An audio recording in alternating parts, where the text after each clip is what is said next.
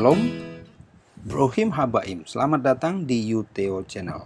Anda masih bersama saya dalam kelas belajar bahasa Ibrani Alkitab. Ani Edward Hanok. Kali ini kita akan membahas tentang awalan penentu, atau ada yang bilang kata sandang, ada yang bilang juga definite article. Nah, perhatikan dulu Yeremia 1 ayat 10. Saya memang sengaja mengutip ayat ini, atau pada video-video saya sebelumnya selalu saya awali dengan satu ayat yang saya kutip dari Perjanjian Lama. Nah, pada ayat yang saya kutip ini kemudian saya memberikan beberapa tanda pada beberapa kata, tanda kuning ini dalam kotak kuning maksud saya. Tanda-tanda ini akan mengantar kita masuk dalam pembahasan lebih lanjut tentang awalan penentu. Di sana ada konsonan he, ada dages forte di konsonan pertama dari sebuah kata, misalnya pada kata hayom dan seterusnya. Ini akan membawa kita pada awalan penentu, seperti apa bentuknya. Pada awalnya bentuk awalan penentu adalah seperti ini. Hal. Kita baca hal, transliterasinya hal. Ini sama dengan bahasa Arab. Bahasa Arab itu al. Jadi hal, al. Hal dalam bahasa Ibrani bentuk yang lebih awal, al dalam bahasa Arab. Kemudian hal ini mengalami perubahan menjadi seperti ini.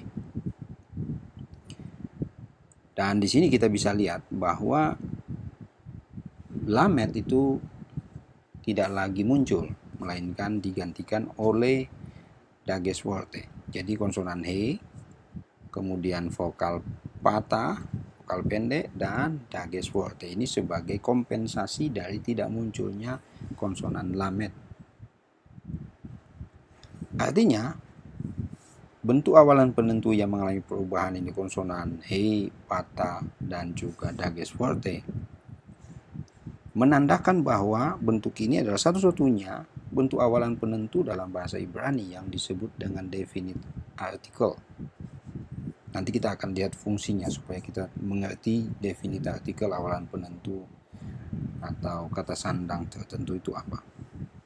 Tetapi bahasa Ibrani secara konsep juga bisa kita kaitkan dengan, meskipun tidak ada bentuk indefinite article, tetapi secara konsep orang Ibrani mengenal namanya sebuah benda yang dalam bentuk atau dalam keumuman arti. Nah, kita akan lihat perubahan dari kata sandang ini atau definite article ini ke dalam 4 kemungkinan. Tetap, tidak berubah, berubah, dan terasimilasi, terisa pada preposisi, dan bentuk-bentuk yang lain. Secara fungsi, awalan penentu sudah saya katakan tadi akan membuat sebuah benda menjadi spesifik, dari umum menjadi spesifik. Contoh bisa dilihat ya, dalam Ulangan 18 ayat 15 ada kata nabi di sana, diterjemahkan seorang nabi karena tidak ada awalan penentu. Tapi kemudian di dalam Ulangan 18 ayat 22 di sana muncul ha nabi. Maka bukan lagi diterjemahkan seorang nabi, tetapi menjadi nabi itu, menjadi lebih spesifik. Jadi ha itu atau definite article, awalan penentu, sebenarnya berfungsi seperti telunjuk kita yang hendak mengatakan bahwa kita ingin sebuah benda itu spesifik. Misalnya meja itu, ya sesuai dengan telunjuk kita menunjuk. Bukan meja yang lain, tetapi meja yang kita maksud adalah sebagaimana telunjuk kita menunjuk pada benda tersebut. Terjemahannya adalah itu. Ya bergantungnya kalau bahasa Indonesia bisa kata ganti penunjuk, tetapi juga bisa menjadi sebuah kata yang membuat benda yang umum menjadi spesifik.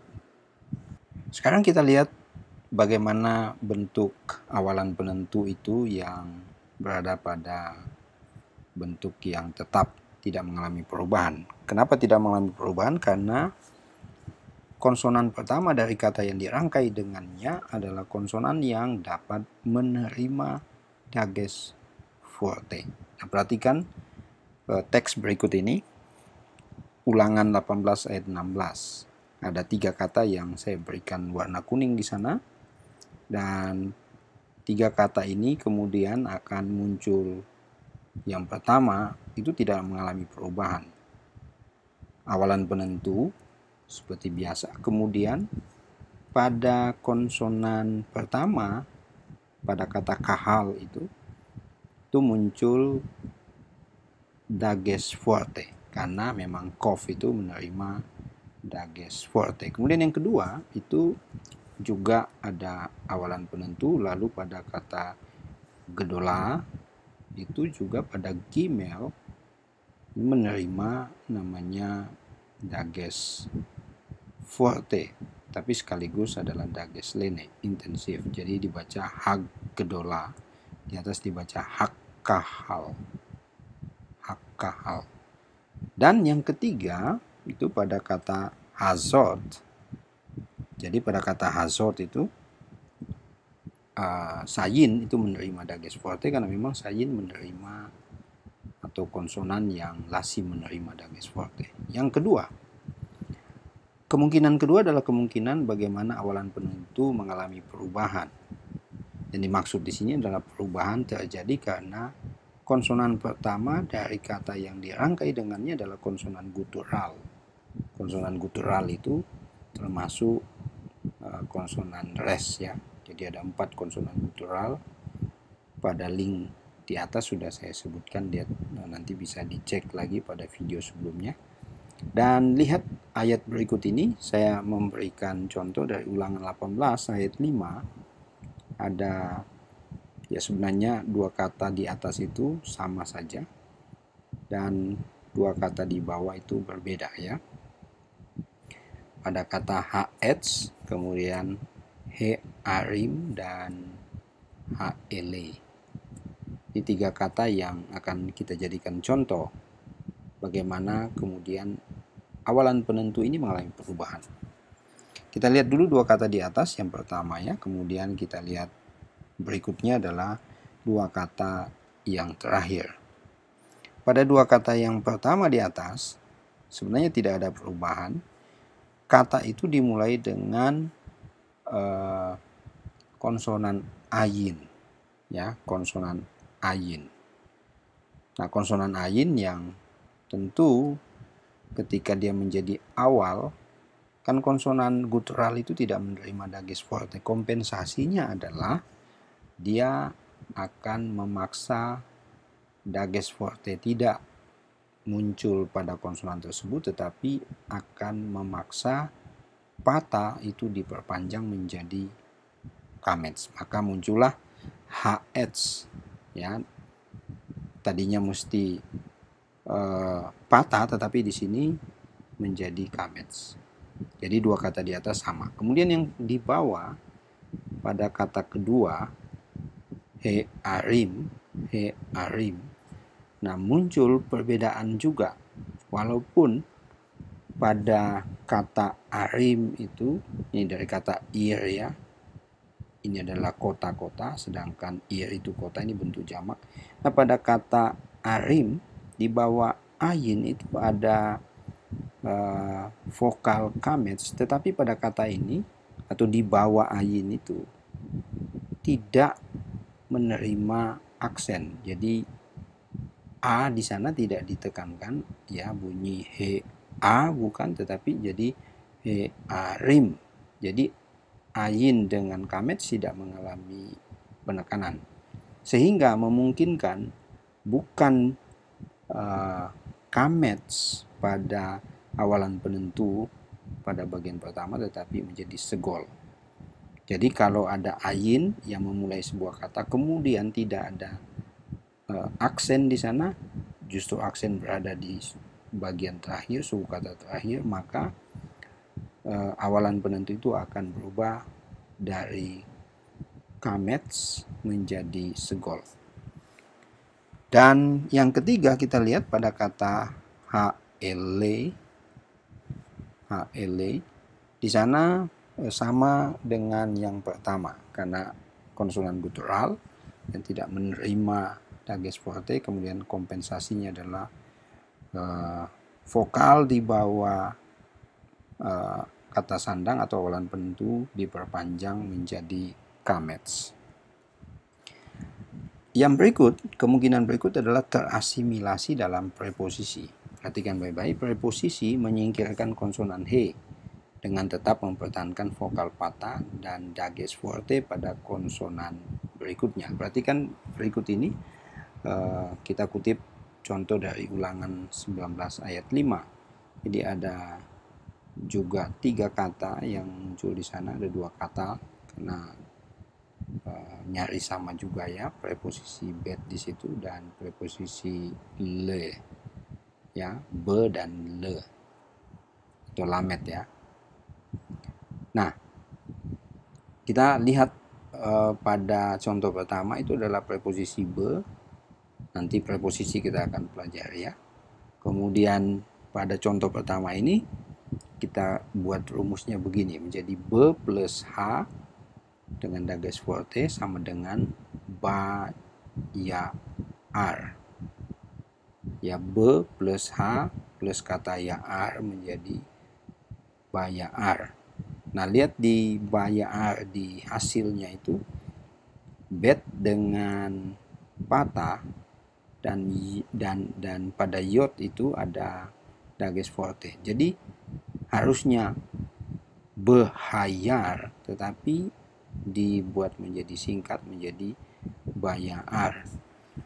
Jadi swa pada konsonan bet itu akan diganti menjadi kompensasinya akan menjadi patah, tetapi kompensasi berikut adalah he itu juga akan hilang. Jadi pada 2 kata ini sama ya, harusnya behagarsen, tetapi di sini menjadi bagarsen. Oke, kemudian yang kedua, kata lachtov ya. Kata lachtov itu le plus h kemudian plus atov, hetov ya. Nah, pada kata ini kalau kita lihat justru terjadi perubahan. Jadi lihat di situ terjadi perubahan karena kasusnya hampir sama dengan preposisi tadi. Kemudian kita lihat kehilangan dages forte. Apa ini maksud dengan kemungkinan berikut ini adalah konsonan he dan het tidak menerima dages forte tetapi tidak mensyaratkan adanya perubahan vokal patah ke kames misalnya, seperti contoh pada kata yang dimulai dengan ayin, dan atau ke vokal pendek segol misalnya kalau konsonan ayin itu kemudian dengan vokal panjang kamets. Karena keduanya secara teoritis dapat dikatakan digandakan secara implikatif ya. Nah, sekarang kita perhatikan contoh berikut ini. Ulangan, saya masih menggunakan ulangan 19 ayat 5 pada kata yang sudah muncul pada slide sebelumnya, yaitu lachtov.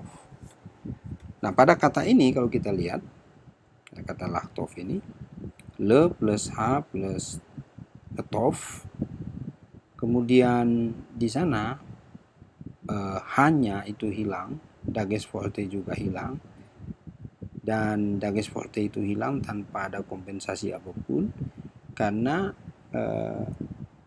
konsonan het itu dianggap sudah ya, walaupun tidak bisa secara jelas bisa dicantumkan dages forte di sana, tetapi itu sudah dianggap secara implikatif saja sudah muncul di sana. Jadi pada konsonan he atau konsonan het misalnya ini akan berlaku sama. Misalnya pada kata heikal misalnya istana ya, itu dimulai dengan het. Kalau kita menulis misalnya istana itu, sebuah istana heikal, kemudian istana itu, maka hahekal ahekal tanpa ada dages forte pada konsonan het. Dan ini masih ada satu lagi kemungkinan berikut adalah kehilangan dages forte bila konsonan non-guttural. Non-guttural berarti bukan konsonan yang termasuk guttural ya. Mengawali sebuah kata dan di bawah konsonan tersebut adalah tanda schwa, maka konsonan tersebut tidak menerima dages forte dan awalan penentu he dan patah tetap tidak mengalami perubahan. Kita lihat yuk contohnya dari Imamat 25 ayat 32. Ada dua kata yang saya kutip di sana. Di sana ada halwiyim, kemudian lalwiyim. Ya.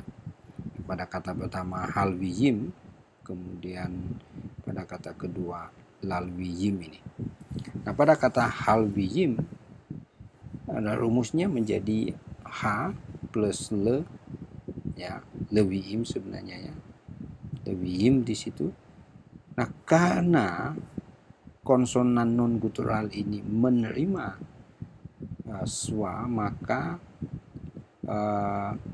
tidak ada perubahan di situ. Jadi pada lamet itu tidak ada dages forte. Dages forte itu tidak ditempatkan di dalam lamet karena dia adalah konsonan non guttural yang mengawali sebuah kata tetapi dengan dages bukan dengan dages tapi dengan schwa, tanda schwa. Oke, jadi jika non guttural mengawali sebuah kata yang dirangkai dengan awalan penentu, perhatikan non guttural itu menerima schwa atau tidak. Sama juga dengan kata kedua, yaitu le plus h plus le lewiyim ya, menjadi lalwiyim. Nah, ini ada contoh terakhir ini dari kehilangan dages forte. Kita lihat pada kata misalnya pada kata yang ada di dalam 2 Raja-Raja 25. Sebenarnya ini kebalikan dari apa yang saya sebutkan tadi. Bukan kehilangan dages forte, tetapi justru dages forte itu akan tetap ada di sana ya. Kembali kepada posisi yang semula. Tetapi kalau mengingat kaidah yang tadi, di sini bila konsonan non guttural mengawali sebuah kata dan di bawah konsonan tersebut adalah tanda schwa, lalu menyusul konsonan tersebut adalah konsonan he, ya di sini ada konsonan iot, lalu di samping iot itu adalah he, ya maka konsonan pertama tersebut akan menerima dages forte dan awalan penentu, ya he dan patah tetap tidak mengalami perubahan. Jadi harusnya kalau ikut kaidah tadi itu di sini menjadi hai hudim, tetapi ketika di bagian kata ini konsonan sesudah yod itu adalah he, maka mensyaratkan, memungkinkan dages forte itu tetap dicantumkan di tengah konsonan yod. Ya. Ini contoh ya, kita lihat situ menjadi H plus Y plus he di situ juga ada, jadi menjadi Hai Yudim, orang-orang Yehuda. Oke, sekarang kita lihat latihan. Bilangan 7 ayat 10 sampai dengan 14. Silakan identifikasi pada bagian ini. Boleh baca bagian ini. Baca dengan bersuara, jangan baca dalam hati. Baca dengan keras, kemudian identifikasi mana awalan penentu H, gitu ya. Dan ingat terjemahannya adalah itu. Ya, jadi bukan benda yang umum, tetapi menjadi benda yang spesifik. Misalnya, seorang nabi menjadi nabi itu.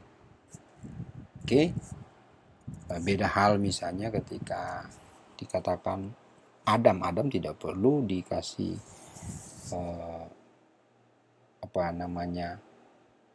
spesifik. Kalaupun toh ia ada, ya bisa jadi Adam. Jadi dengan konsonan he dan kemudian kamets sebagai pengganti dari patah. ya. Tapi silakan diidentifikasi pada ayat-ayat ini mana yang kata yang menerima awalan penentu atau mana yang tidak. Lalu coba terjemahkan, cari artinya dan terjemahkan dengan menggunakan tambahan itu. Seperti pada nabi tadi ya, seorang nabi tapi menjadi Hanafi, terjemahannya menjadi nabi itu. Oke, itu dulu pelajaran tentang awalan penentu. Dalam kesempatan-kesempatan berikut kita akan perjelas bagaimana dalam terjemahannya nanti ya. Kita akan lihat kemudian. Selamat belajar. Lehi Traut.